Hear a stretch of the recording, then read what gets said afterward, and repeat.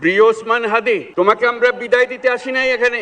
তুমি যা বলে গেছো সেটা যেন আমরা পূরণ করতে পারি, সেই ওয়াদা করার জন্য আমরা একত্র হয়েছি। নির্বাচনে অংশগ্রহণ করতে গিয়ে নির্বাচন কিভাবে করতে হয় তারও একটা প্রক্রিয়া জানিয়ে গেছে আমাদেরকে।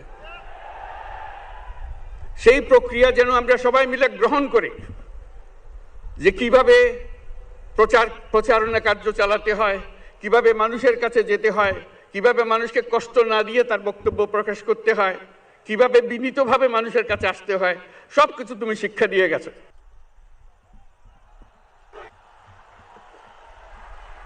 এখন বক্তব্য রাখবেন অন্তর্বর্তী সরকারের মাননীয় প্রধান উপদেষ্টা ডক্টর মোহাম্মদ ইউনূস।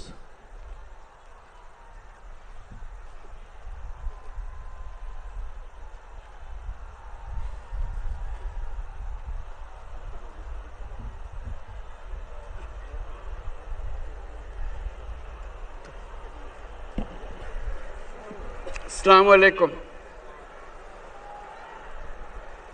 লক্ষ লক্ষ লোক আজকে এখানে হাজির হয়েছে, পথে ঢেউয়ের মতো লোক আসছে। সারা বাংলাদেশ জুড়ে কোটি কোটি মানুষ আজকে এই মুহূর্তের জন্য অপেক্ষা করছে। তারা তাকিয়ে আছে হাদির কথা শোনার জন্য। আজকে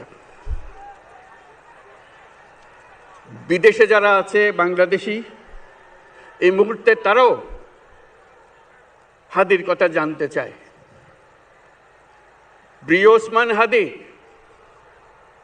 তোমাকে আমরা বিদায় দিতে আসি নাই এখানে।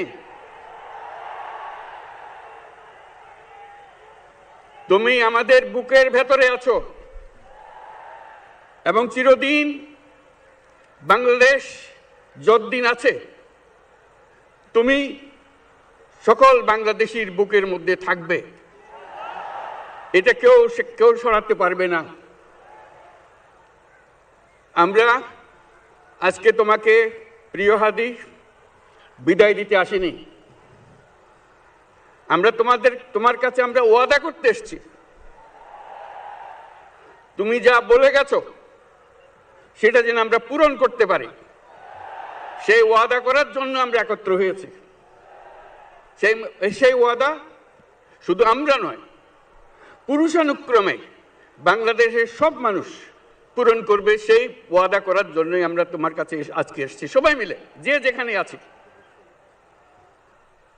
আমরা তোমার যে মানব প্রেম, তোমার যে ভঙ্গি, মানুষের সঙ্গে উঠা বসা, তোমার যে রাজনৈতিক দৃষ্টিভঙ্গি, সবাই প্রশংসা করছে। সেটা আমরা মনে প্রাণে গ্রহণ করছি, যে এটা যেন আমাদের মনে সবসময় জাগ্রত থাকে, আমরা সেটা অনুসরণ করতে পারি। তুমি আমাদেরকে এমন এক মন্ত্র কানে দিয়ে গেছো, সেই মন্ত্র বাংলাদেশের কেউ কোনোদিন ভুলতে পারবে না এবং এই মন্ত্র চিরদিন আমাদের কানে বাঁচতে থাকবে। সেই মন্ত্র বাংলাদেশের বড় মন্ত্র হয়ে আমাদের জাতির সঙ্গে সংযুক্ত থাকবে। তোমার মন্ত্র ছিল চলো বলবীর চির উন্নত মমশির। এই উন্নত মমশিরের যে মন্ত্র তুমি দিয়ে গেছো, সেটা বাংলাদেশি সন্তানের জন্মলগ্ন থেকে যতদিন সে বেঁচে থাকবে নিজের কাছে বলবে চলো বলবীর চির উন্নত মমশির, আমাদের শির কখনো নত হবে না। সেই মন্ত্র তুমি আমাদেরকে দিয়ে গেছো, আমাদের সব কাজে সেটা আমরা প্রমাণ করব। আমরা দুনিয়ার সামনে মাথা উঁচু করে চলবো, কারো কাছে মাথা নত করব না। সেই মন্ত্র তুমি আমাদেরকে দিয়ে গেছো, আমরা সেটা পূরণ করে যাব। প্রিয় হাদি, তুমি নির্বাচনে অংশগ্রহণ করতে চেয়েছিলে এবং সেই নির্বাচনে অংশগ্রহণ করতে গিয়ে নির্বাচন কিভাবে করতে হয় তারও একটা প্রক্রিয়া জানিয়ে গেছে আমাদেরকে। সেই প্রক্রিয়া যেন আমরা সবাই মিলে গ্রহণ করি, যে কিভাবে প্রচারণা কার্য চালাতে হয়, কিভাবে মানুষের কাছে যেতে হয়, কিভাবে মানুষকে কষ্ট না দিয়ে তার বক্তব্য প্রকাশ করতে হয়, কিভাবে বিনীতভাবে মানুষের কাছে আসতে হয়, সবকিছু তুমি শিক্ষা দিয়ে গেছো।